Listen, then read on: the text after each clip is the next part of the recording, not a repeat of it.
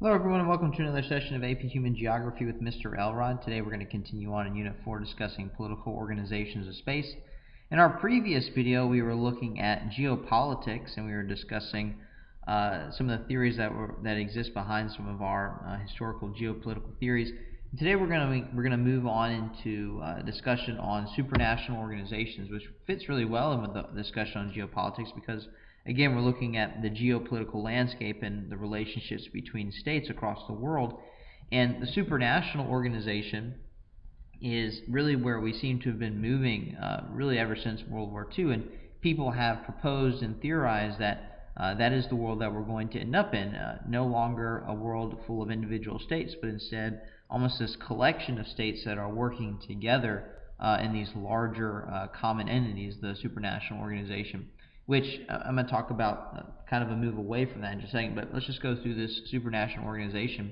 Supranational organization is considered a group that has 3 or more member states that are working together for some common mutual benefit or shared goals.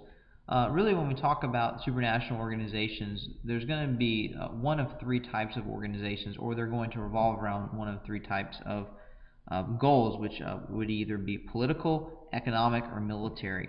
Now, some of the organizations might have combinations of those 2, but pretty much overall they're going to have a primary focus, which is either political, economic, or military. In the world today, based on the count that I did, I guess maybe it was last year, there are 60 such supranational organizations in our world. Just some examples: the European Union, NATO, NAFTA, the Warsaw Pact, the former Warsaw Pact, which is now called the Collective Security Treaty Organization. There are some benefits to supranational organizations, mainly that there are no loners in the world. At least they bring countries together so that there really are no, try not to lend states to this idea of being a rogue state, being off by itself.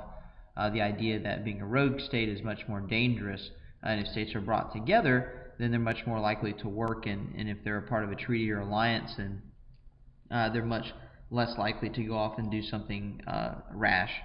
There are some conceived negatives though, and one of those negatives is that if a country is a part of several different organizations, you might have different organizations that differ in their goals, or if you have 2 competing organizations, they might differ in their goals, which can create tension. And of course we saw that between NATO and Warsaw Pact during the Cold War. And of course, if you have many countries involved in each of the organizations, then it potentially could drag all the countries into a conflict, which is exactly what we had happen in World War I. Now, I will say, it seems recently we've had a strong case for devolution, which is a case where you have really strong centrifugal forces, or forces that separate within a country, and you have power shifting from the state level down to more regional governments. And so while we're having this conversation of a movement towards more supranational organizations, there are some movements to kind of break up states. And again, we had the recent referendum in Scotland, and of course that failed. You do have a movement in Corsica to try and gain more power away from France. And I guess when we talk about this idea of devolution, I need to maybe clarify that we're not necessarily talking about a move for independence, even though that potentially could come about. But devolution is more about more local control as you move away from all the control being held by the central government, moving to a control by the local government. So again, the reason I bring that up is because even though a lot of our conversation is this move towards supranationalism, there are some of these movements to either devolve power back to the local governments, or for groups to break away and create their own country. So when we talk about supranational organizations, I'm only going to talk specifically about 2, which is the United Nations and the European Union. This video will focus specifically on the United Nations. So just a little bit of background. The United Nations comes out of the initial organization, which was the League of Nations. This was really the first attempt at something like the United Nations. So it was born out of a need for cooperation. This was developed directly after World War I. Of course, the violence that happened during World War I was pretty atrocious. Countries wanted to try and prevent another war. It was the brainchild of the President Woodrow Wilson of the United States.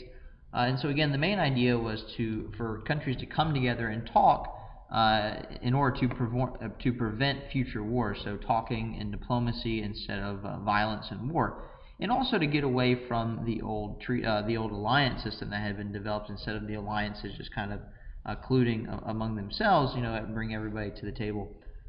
Initially, there were 58 members of the League of Nations, and I guess ironically enough, it did not include the United States because Woodrow Wilson could not get it ratified by the Senate.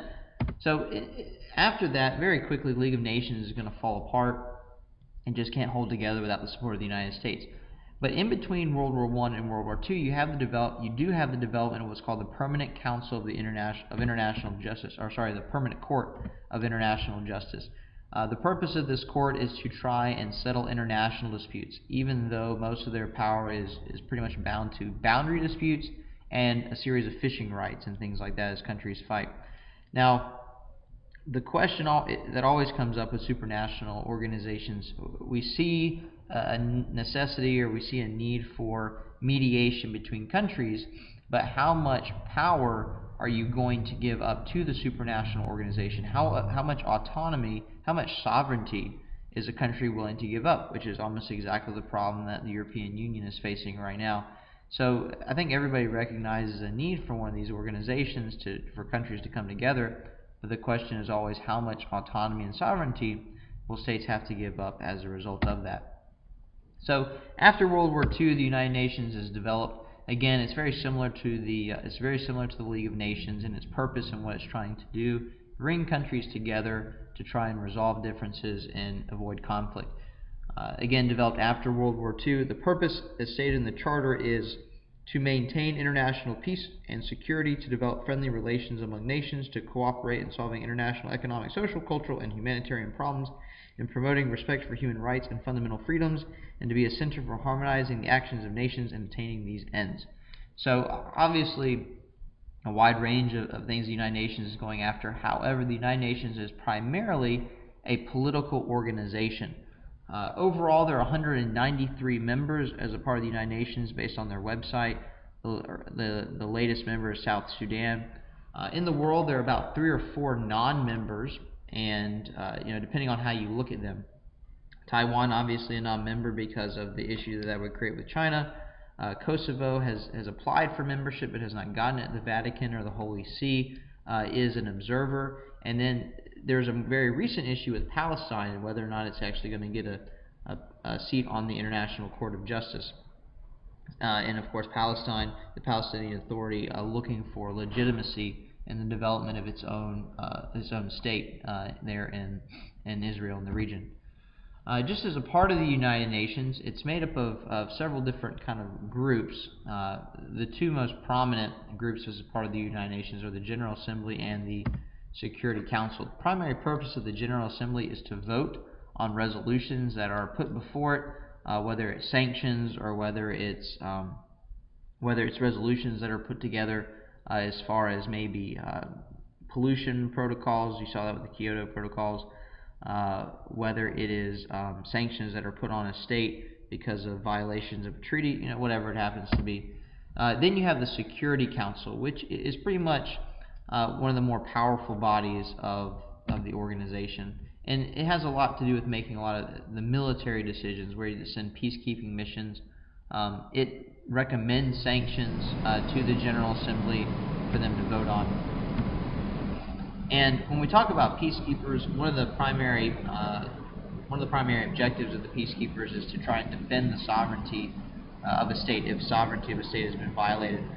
A lot of the problems that come out of the peacekeeping missions, however, are some of the restrictions that are placed on the peacekeepers because of UN protocols and things along those lines. When we talk about the Security Council, again, it is one of the more powerful organizations. It is made up of 15 total members, 5 permanent members, which are the United States, China, Russia, the United Kingdom, and France. And the power that they hold really is their veto power. Any resolution that any of the countries that are of the 5 permanent members do not approve of, they can veto outright by themselves, and so that makes kind of going in the Security Council kind of difficult. And then you have 10 revolving members that are going to come in every so often, and so that really the idea there is to allow all the countries to become a part of the Security Council at some time. Some other organizations that you have as a part of the United Nations are what are called the Economic and Social Council. And pretty much they're there to try and promote, development and social awareness around the world. They're there to try and curtail poverty around the world, try to be pro-humanitarian, try to promote cultural awareness so that you have less ethnic tension and conflict around the world, and also promoting global health in countries and creating protocols and creating guidelines for countries to follow to promote the well-being of their people. The other organization you have is what's called the International Court of Justice, and pretty much this is the judicial wing of the United Nations, and they're going to handle the legal issues that exist between the member nations. Other things that they're going to do is they're going to give legal advice to the General Assembly and to the Security Council. The International Court of Justice is comprised of 15 judges who all serve 9-year terms. And I used to have a list of the 9 judges, but I don't have that currently, and is located in The Hague, Netherlands. Now, interestingly enough here, one of the interesting elements of this is that with the United Nations, the power of the United Nations really comes with whether or not nations recognize the authority of things like the International Court of Justice in their particular territory. So some countries might be a part of the United Nations but refuse to give authority to the International Court of Justice. The last position I'm going to talk about is the Secretary. The Secretary is kind of like the executive of the General Assembly.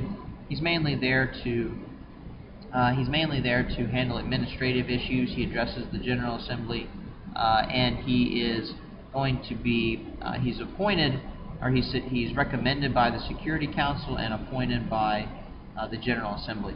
So I know that was relatively quick, but I'm running short on time, so that's all that we're going to have time for today. Hope you found that to be helpful. If you have any questions or comments, just leave comments down at the bottom, and I hope to see you next time.